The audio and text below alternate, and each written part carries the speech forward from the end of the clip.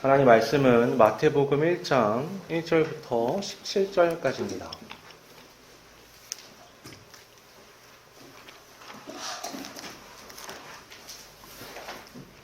마태복음 1장 1절부터 17절까지입니다.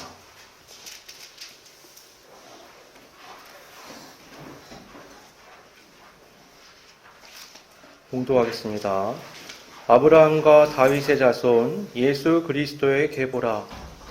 아브라함이 이삭을 낳고 이삭은 야곱을 낳고 야곱은 유다와 그의 형제들을 낳고 유다는 다말에게서 베레스와 세라를 낳고 베레스는 헤브론을 낳고 헤브론은 헤스론은 람을 낳고 람은 아비나답을 낳고 아비나답은 나손을 낳고 나손은 살몬을 낳고 살몬은 라합에게서 보아스를 낳고 보아스는 루색에서 오벳을 낳고 오벳은 이새를 낳고 이새는 다윗 왕을 낳으니라.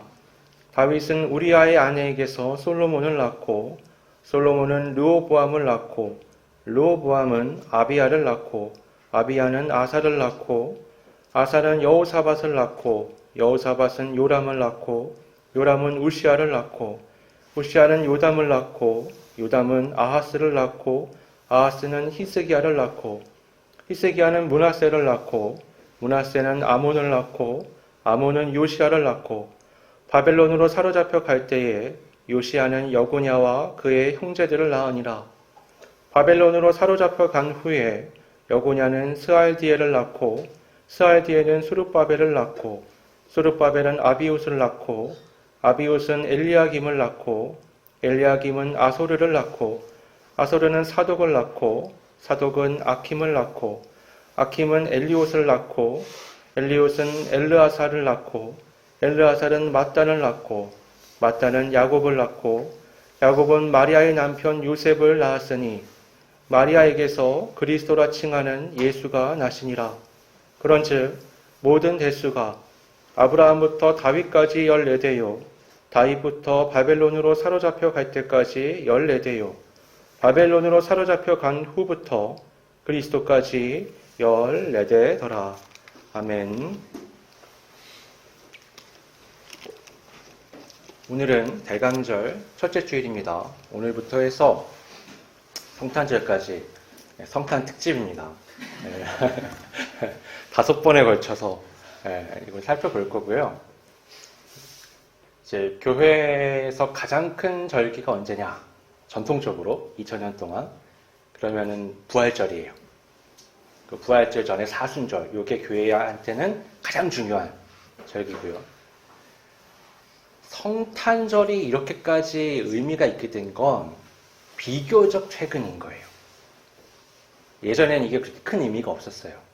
그러니까 우리가 그런 얘기들을 하죠. 예수님은 실제로는 그 로마가 국교로 기독교를 정한 다음에 계산 잘못해서 이게 예수님의 탄생 시점이 몇 년 앞당겨진 것처럼 이제 되어 있는데, 그리고 이게 로마의 원래 그 태양신의 탄생일이 12월 25일이다 이런 얘기 들어보셨죠? 근데 교회가 그러면 왜 그거 그렇게 문제 삼지 않았냐? 잘못된 역사를 바로 잡았어야지. 우리는 지금 성탄절이 중요한데 옛날에는 그게 안 중요했거든요. 그러니까 좀 잘못 알고 있고 뭘 하고 그래도 뭐 큰 문제가 없었어요. 중요한 건 뭐예요? 예수님이 십자가를 지고 죽으셨다 부활하시고 승천하신 것. 그게 굉장히 중요한 사건이었기 때문에 나머지는 뭐가 좀 잘못돼도 굳이 그걸 바로잡을 필요가 없어요. 의미만 잘 살리면 되죠. 근데 오늘날은 이제 미국이 세계 패권을 쥐기 시작하면서 문화도 막 퍼져나가니까 성탄절이 그런 아주 중요한 그런 절기가 돼버렸어요. 특히나 그 광고회사들이 산타클로스 복장으로 선물 나눠주는 거를 보여주고 난 다음에는 그림이죠. 애들이 다 선물을 받는 날로 착각을 하기도 해요. 어찌되었든 그래서 우리가 이 성탄을 맞아서 생각해 봐야 될 거 뭐냐면 아기 예수 탄생에 막 기뻐하는 그런 그림이 아니에요. 교회는 그런 식으로 예수의 오심을 받아들이지 않았어요. 이때 중요한 건 예수가 왜 이 땅에 오셔야 했는가? 오실 때의 상황은 어땠는가? 그게 오늘날 나와 세계 속에서 무슨 의미가 있는가? 이런 것들을 우리가 고민을 해봐야 합니다. 오늘날도 이력서는 굉장히 중요하죠. 그 이력서에 그거 한 줄 넣으려고 얼마나 많이 노력을 해요. 열심히 스펙 쌓고. 그럼 내가 갖고 있는 수많은 능력과 장점들이 있는데 나를 심사하는 사람은 그걸 알 수가 없죠. 이걸 보여주기에는 시간이 너무 짧아요. 몇 분 안에 보여줘야 된단 말이죠. 심사하는 입장에서도 그래요. 수많은 지원자들이 있는데 이 사람들을 내가 뭘로 평가할 거야? 평가할 수가 없는 거예요. 그러니까 어떻게 해요? 그 몇 줄 가지고 일단은 추려내는 겁니다. 어쩔 수가 없어요. 고대 세계에서의 이력서를 하면 이거예요. 계보. 어느 집안에서 나왔냐? 그 조상에 누가 있냐? 이게 동양 세계를 살아가는 우리한테는 좀 익숙하죠. 저희 집에도 그 족보가 있거든요. 예, 그 굉장히 옛날 책, 그 세로로 쓰여 있는 그걸 몇십 년에 한 번씩 그 종갓집에 가서 모여가지고 별거 없어요. 그냥 새로 태어난 사람들 적는 거예요. 거기다가 누가 죽었고 누가 태어났고 뭐 이렇게 적는 거예요. 근데 동양에서는 그게 굉장히 중요했단 말이에요. 어느 집안에 어디 후손이고 이런 게 이 사람이 어떻다라는 걸 보여주는 굉장히 중요한 자료가 되는 거예요. 고대 세계는 말할 것도 없죠. 이 세계에 이 계보는 예수가 도대체 어떤 분인가를 소개하는 가장 좋은 내용인 거예요. 마태복음이 신약 성경의 첫 장이잖아요. 첫 권이고 이 장이 첫 장이에요. 피자마자 조금 머리가 아프죠. 누가 누굴 낳고 쭉 나오니까 도대체 이런 내용을 왜 적어 놓은 거지? 이게 이력서기 때문에 그래요. 자, 이제부터 우리가 보여줄 예수 그리스도는 이런 분이야 라는 걸 쭉 보여주죠. 중요한 축이 3개가 있습니다. 아브라함, 다윗, 바벨론 포로. 그래서 14대, 14대, 14대다 라고 얘기하는데요. 이 14를 다시 반으로 쪼개면 7이 6번 반복되고요. 예수의 오심은 뭐냐? 7번째 7의 시대가 시작되었다라는 걸 보여주는 거예요. 이 숫자는 굉장히 의도적인 겁니다. 왜냐하면 이 계보에는 사실 빠져있는 사람들이 꽤 있거든요. 그러니까 이 계보는 온전한 계보를 실은 게 아니에요. 성경은 여러분 역사서가 아닙니다. 역사적 사실이 맞냐 틀리냐를 가지고 성경을 따져보면은 그거는 성경을 잘못 읽는 거예요. 성경은 메시지를 담고 있어요. 성경을 기록한 사람들도요, 뭐가 잘 안 맞는지 다 압니다. 때로는 의도적으로 그렇게 써요. 그 이유는 뭐냐면 그 내용을 통해서 하나님께서 그 사람을 통해 전달하려고 하는 메시지가 뭐냐가 중요하기 때문에 그래요. 이 계보를 통해서 우리에게 말하고자 하는 건 뭐냐? 이 14대, 14대, 14대 7번째 7의 시대가 도래했다. 이건 뭐예요? 굉장히 기대감을 갖게 하는 거예요. 아, 예수님은 새 시대의 7을 완성하는 분이구나. 7은 하나님의 숫자거든요. 하나님이 6일 동안 창조하시고 7일째 되는 날 안식하셨죠. 이 7이라는 건 성경에서 굉장히 중요한 의미를 갖습니다. 우리가 안식일도, 안식년도, 신년도 다 이 7의 배수예요. 근데 7이 6번 반복되고 마지막 7번째 7이 시작된다. 이건 굉장한 의미를 갖는 겁니다. 구약과 신약을 뭘로 구분하죠? 구약은 옛날 약속이고 신약은 새로운 약속이잖아요. 옛날 약속은 뭐냐면 예수 그리스도가 오신다예요. 그리스도가 오실 거야.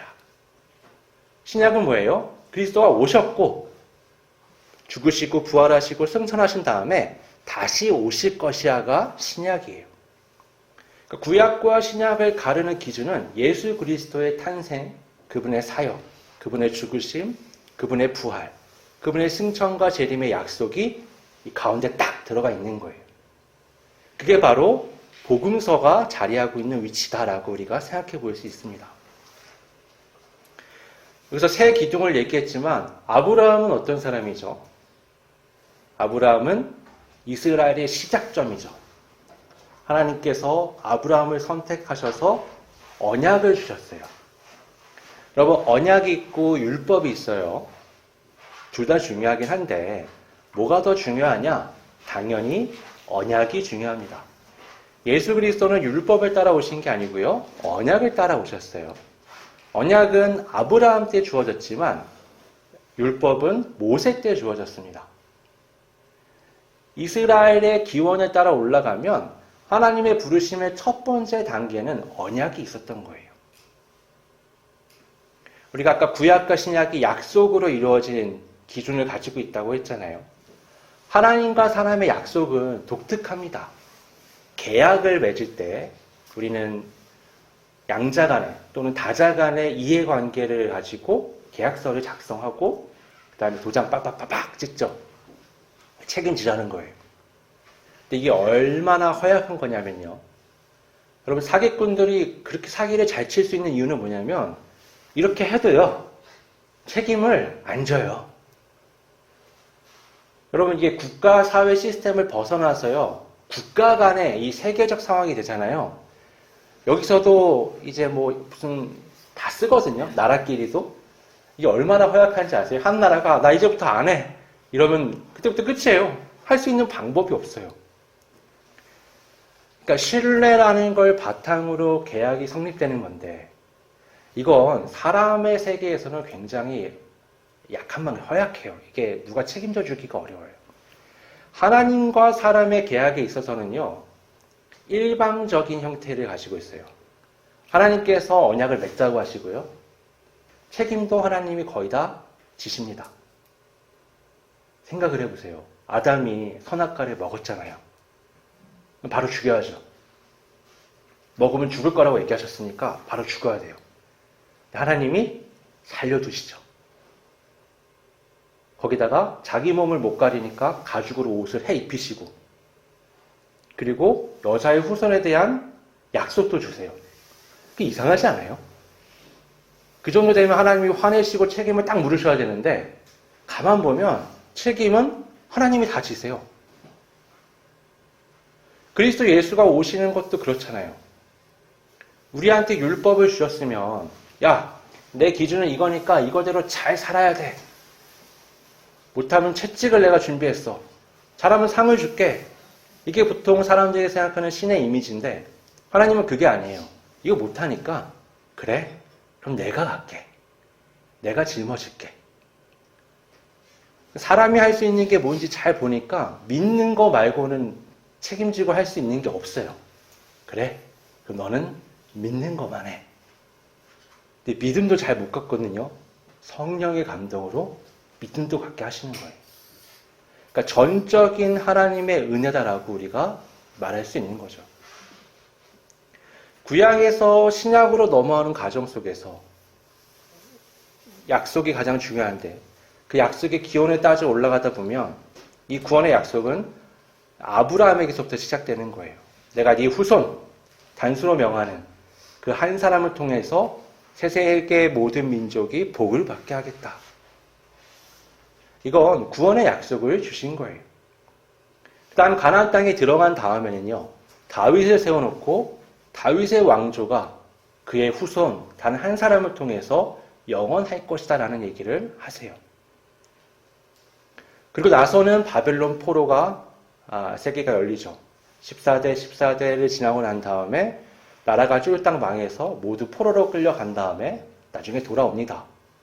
이때를 시작으로 해가지고 바벨론, 그 전에 아시리아, 그 후에는 페르시아, 헬라, 나중에는 로마까지 이스라엘의 어떤 정신적, 정서적 유배 상태는 해방된 적이 없어요. 그래서 풀려난 적이 없어요. 그리고 나서 하는 얘기가 뭐냐? 그리고 예수가 오셨다라는 거예요. 그러니까 이 이력서 안에는 단지 예수님이 이렇게 하나님이 중요하게 말씀하신 사람들의 계보를 따라서 약속된 분이야라는 것과 함께 이렇게 너희들 이스라엘의 역사, 세계 역사가 모델로 보여지는 이스라엘의 그 암울하고 침울하고 희망이 없어 보이는 역사 속에 예수가 오셨다라는 얘기를 하는 거예요. 그러면서 동시에 이 계보에는 굳이 들어가지 말아야 할 사람들의 이름을 우리가 볼 수 있습니다. 4명의 부정한 여인, 마지막에는 마리아까지 해서 부정하게 보이는 여인들의 이름이 들어가 있어요. 유다는 다말에게서 베레스를 낳았다고 3절에 얘기하잖아요. 다말은 며느리예요. 유다의 며느리입니다. 유다가 아들을 줬는데 아들이 죽어버린 거죠.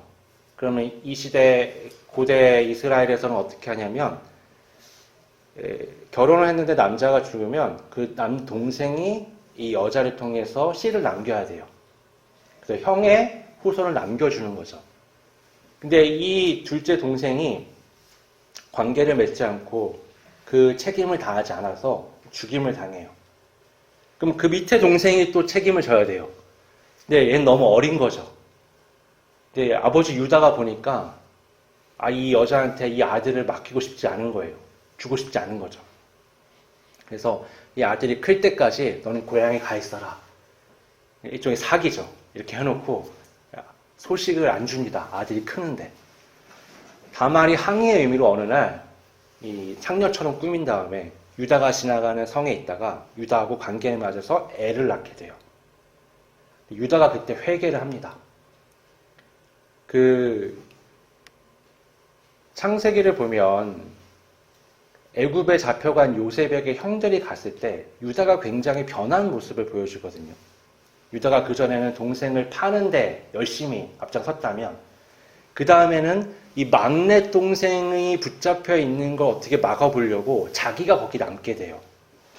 끝까지 애를 씁니다. 그 사이에 이 이야기가 들어가 있어요. 유다가 어떻게 회개를 했는가, 유다가 어떤 변화를 겪었는가 라는 게 거기 기록이 되어 있습니다. 그럼 여러분 생각해 보세요. 우리가 예수님을 소개한다고 하면 그런 이야기를 여기다 넣고 싶진 않을 거 아니에요. 지저분해 보이잖아요. 근데 굳이 여기다가 이 얘기를 넣은 거예요. 아니 그냥 유다가 베레스를 낳았다고 하면 되잖아요. 여기다 콕 집어서 유다는 다말에게서, 다른 사람들은 여자 이름도 없는데 꼭 이걸 강조해서 쓰는 것처럼 여기다가 이렇게 적어놨어요. 또 5절에 보면 뭐예요? 살몬은 라합에게서. 이 라합은 누구예요? 여리고성에서 정탐꾼들을 숨겨두고 나중에 구원받았던 기생 라합이에요. 기생 이러니까 느낌이 안 오시지만 굉장히 사회적으로 문란한 직업을 갖고 있던 여성이란 말이에요. 근데 이 사람도 이름을 굳이 여기다가 단 거죠. 그 다음에 같은 5절에 보시면 보아스는 룻에게서 오벳을 낳고, 여러분 룻은 이방 여인입니다. 시어머니 따라서 오긴 했지만 이 여자는 이방인이에요. 아니 예수님을 소개하는데 예수님의 피에 이방인의 피가 섞여 있어. 라합도 이방인이잖아요, 사실상. 이게 되게 이상한 거예요. 심지어 6절을 보면 다윗은 우리아의 아내에게서 솔로몬을 낳고, 우리아의 아내가 누구죠? 밧세바죠. 그럼 밧세바라고 넣으면 되잖아요. 왜 우리아의 아내라고 넣느냐? 다윗의 불륜 사건, 살인 사건을 떠올리게 만드는 거예요. 다윗이 굉장히 큰 제국의 황제처럼 된 거죠. 더 이상 전쟁터에 나갈 필요가 없어요. 부하들 보내면 알아서 잘 싸웁니다. 자기 성은 높은 데 있으니까 거기서 이렇게 보니까, 그러니까 밤에 할 일이 없으니까요. 에너지는 남아들고, 근데 왕의 책무를 다하지 않고 그냥 돌아다니는 거예요. 그러다가 목욕하는 여인을 여기서 보게 돼요. 반하게 됩니다. 데려와라. 알고 봤더니 우리아의 아내인 거죠. 우리아는요, 이스라엘의 혈통을 가진 사람은 아니었어요. 용병 같은 사람인데 굉장히 충직한 사람. 이 여자랑 성관계를 가진 다음에 여자가 임신을 하게 됩니다. 밧세바가 알리죠. 나 임신했습니다. 다윗이 뭘 하냐면 전쟁터에 있는 우리아를 불러요. 그리고 쓸데없이 잘해준 다음에 집에 가서 아내와 시간을 가져라. 배려를 합니다. 우리아는 얼마큼 충직하냐면 내 동료들이 다 싸우고 있는데 저는 집에 가서 잘 수가 없습니다. 저는 이 성 계단에서 자겠습니다. 그리고 안 가요. 다윗의 입장에서 어때요? 미치겠는 거죠. 그래서 어떻게 하냐면 전쟁터에 가 있는 자기의 수족들한테 전쟁이 나면 전투가 심해지면 우리아를 좀 앞으로 보내. 그래서 의도적으로 죽게 만드는 거예요. 그걸 부하들이 다 행하고요. 나중에 보고를 합니다. 다윗이 뭐라고 말하냐면 전투를 하다 보면 앞에가 싸울 수도 있고 우리아만 죽은 게 아니고요. 아무 죄 없는 병사들도 죽었거든요. 싸우다 보면 병사들도 죽을 수 있는 거야. 이런 식으로 얘기를 합니다. 나중에 깊게 회개를 하긴 하지만 이게 다윗의 마음이 어떤가를 보여주는 상징적인 사건이었어요. 그 사무엘서를 보면 이때를 기점으로 다윗이 올라가다가 인생이 추락하기 시작합니다. 딱 이렇게 산처럼 생겼어요. 그 내용들을 보면은 전개가 그 내용을 굳이 여기다 넣은 거죠. 예수님의 계보에다가. 이건 뭐냐면 하나님이 인간의 몸을 입고 이 땅에 오실 때 우리는 완벽한 영웅을 꿈꿔요. 하나님께서 어떻게 저 높은 곳에서 가장 완벽한 모습과 가장 강력한 힘과 가장 똑똑한 분이 우리의 구원자가 돼서 우리의 모든 것을 다 한꺼번에 해결해가지고 같이 그 수준으로 우리를 다 끌어올려주기를 우리는 기대한단 말이에요. 하나님은 그런 게 아니에요. 너희들의 그 진흙탕 같은 삶. 메시아의 계보가 이렇다면 여러분 일반인의 계보는 어떻겠어요? 우리는 스스로가 굉장히 고귀한 척하지만 실제로는 그렇지 않잖아요. 죄와 어둠 가운데 진흙탕 같은 그 세계 안에 하나님이 똑같은 모습으로 이 땅에 오신다는 거예요. 그리스도 예수의 오심은 그런 의미를 갖는 겁니다. 그런데 7이 6번 지나고 7번째 시대가 바로 그 진흙탕 같은 인생 속에서 펼쳐지는 거예요. 그러니까 이 계보는 우리의 죄 많은 인생과 세계를 보여준과 동시에 그 세계 속에서 하나님의 완벽한 구원 계획이 그것들을 통해서 성취되어 간다는 것을 또한 보여주는 거예요. 우리 인생이요, 막 신데렐라가 변하는 것처럼 드라마틱하게 하나님이 짠 하고 바꿔줘서 인생이 막 펼쳐질 거라는 생각은 하지 마세요. 그런 건 없습니다. 앞으로도 고난이 많고 고민이 많고 힘든 일들이 있을 거냐? 네, 그렇습니다. 그건 주님 탓이 아니고요. 아담 이후로 모든 인생은 다 그러한 상황을 통과해 나가야 돼요. 중요한 건 뭐예요? 그곳에 예수가 오셨다는 거예요. 차이가 있다면 그거죠. 이 길을 예전엔 나 혼자 갔어요.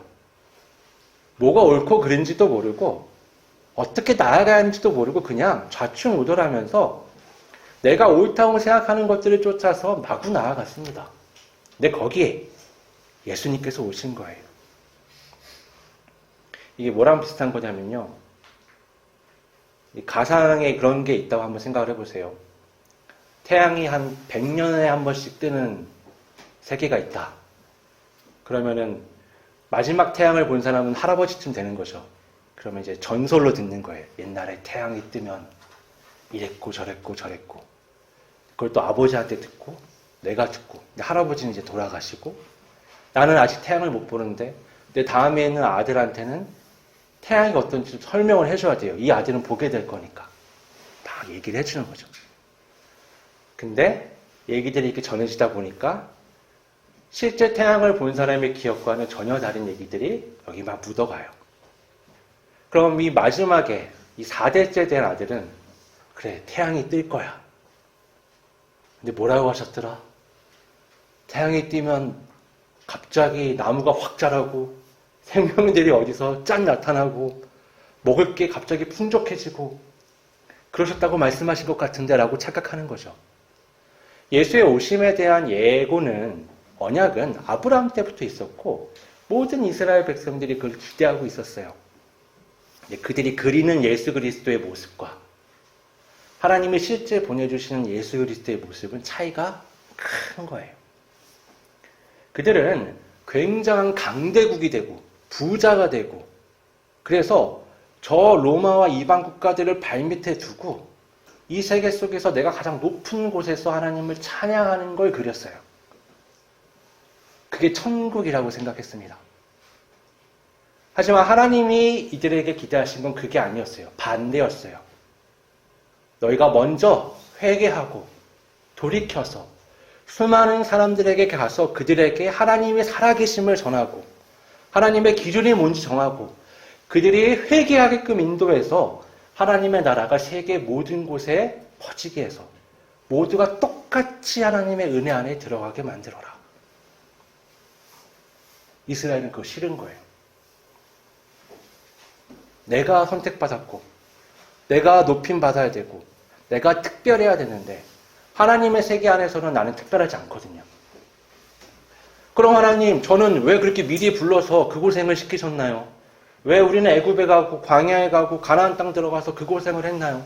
그렇게 모두가 똑같이 하나님의 은혜를 다 같이 똑같이 경험해야 한다면 저 너무 억울한 거 아닌가요? 성경에 그런 비유가 굉장히 많이 나옵니다. 하나님이 그러세요. 너의 은혜는 너의 은혜고 쟤의 은혜는 쟤의 은혜야. 내가 모두에게 은혜를 줬는데 너는 그거를 저울질하며 손해본다고 말하는구나. 이스라엘에 오신 예수 그리스도와 예수 그리스도를 바라보는 이스라엘의 눈은 차이가 큰 거예요. 마태복음 전반에, 복음서 전반에 그런 이해 충돌이 나옵니다. 여러분, 오늘은 대강절 첫째 주일이에요.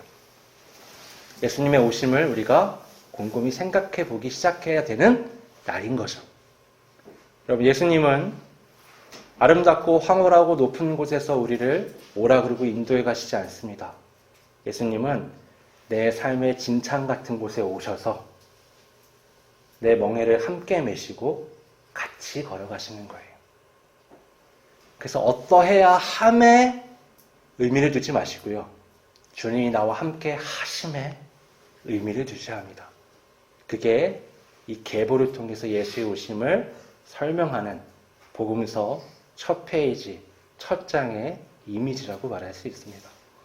말씀을 기억하시면서 삶의 상황이 아주 어렵더라도 어떤 일들이 많이 있더라도 예수가 지금 나와 함께 계신다.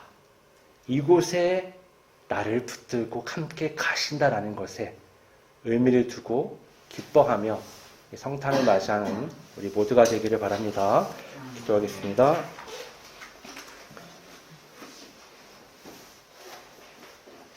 아버지 하나님, 우리의 삶은 하나님 앞에서 뭐 하나 내세울 것이 없는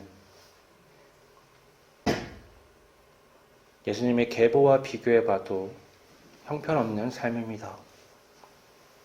아무에게도 보여지지 않는데 내면은 더욱더 그러하고요. 이런 나의 삶의 많은 과오도 또한 그렇습니다.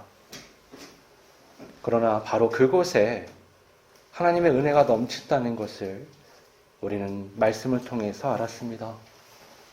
이 삶에 하나님께서 오셔서 구원의 길을 여시고 우리 주 예수 그리스도와 나와 함께하게 하시며 나를 인도해 가심을 찬양합니다. 그것이 얼마나 감격스럽고 기쁘고 감사한지 모릅니다. 하나님, 이 감격과 감사를 온전히 간직하고 이 성탄을 맞이하는 대강절 기간 하나님을 계속해서 찬양하고 기도하며 믿음의 길을 걸어갈 수 있도록 우리를 인도하여 주시옵소서. 거룩하신 예수님의 이름으로 기도드립니다. 아멘.